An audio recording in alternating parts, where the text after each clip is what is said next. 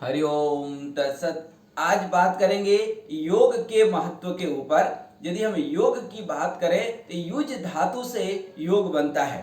योग अर्थात आपके शरीर को, तन को और मन को संपूर्ण स्वस्थ और 100 साल की जिंदगी प्रदान करता है। योग की बात करें तो योग आपको निरोग ही सिर्फ नहीं बनाता है, बल्कि आपको उस परम तत्व से योग करा देता है, अर्थात दुख, संकट, विकट से वियोग और सुख से संयोग करने का नाम ही योग है। योग में सबसे प्रमुख रूप से अष्टांग योग की जो है व्याख्या होती है।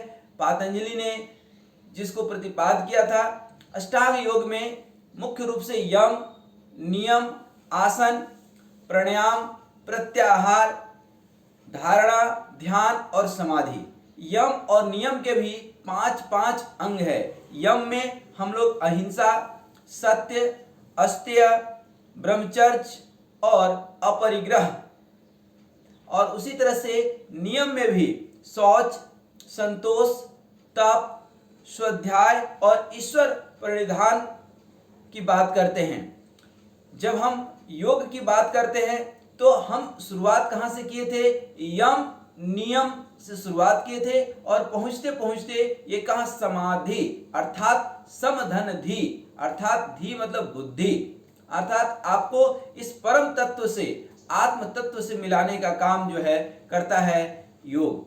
योग वस्तुतः मानव जाति के लिए एक दिव्य चक्षु है। कीजिए योग, रहिए निरोग और सदा रहिए निरोग, और सिर्फ निरोग मत रहिए बल्कि 100 साल की संपूर्ण जीवन जिए, और वो भी तन से स्वस्थ, मन से स्वस्थ। आपका आत्मबोध कराने का काम करता है योग। योग से आत्म साक्षात्कार संभव है।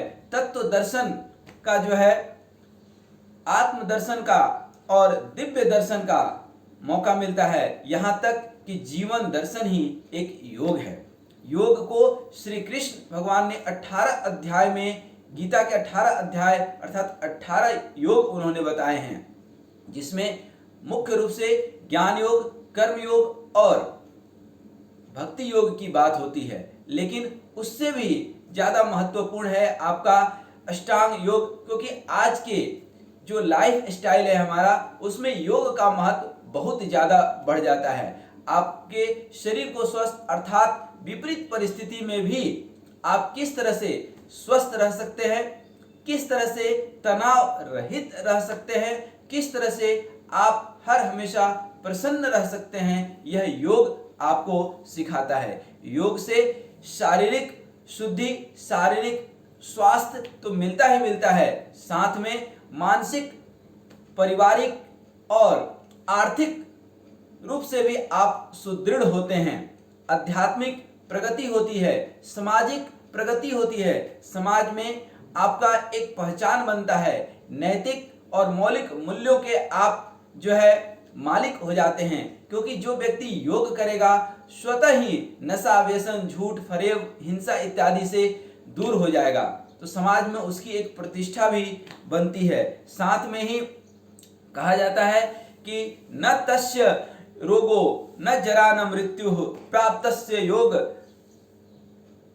दिव्यम शरीरम, अर्थात आपका शरीर दिव्य हो जाता है, दिव्य चक्षु की प्राप्ति हो जाती है और आपका जीवन सुख, स्वस्थ और मस्त आप जीवन जीना शुरू कर देते हैं। इसलिए कीजिए योग, रहिए निरोग। करेंगे योग तो इस संसार के संकट से, परेशानियों से हो जाएगा वियोग, और परमपिता परमात्मा सच्चिदानंद घन ब्रह्म जो हमेशा ही आनंदित रहते हैं, उनसे हो जाएगा आपका संयोग। आज यहीं तक था योग, फिर हम लोग कल मिलेंगे। नमस्कार, धन्यवाद।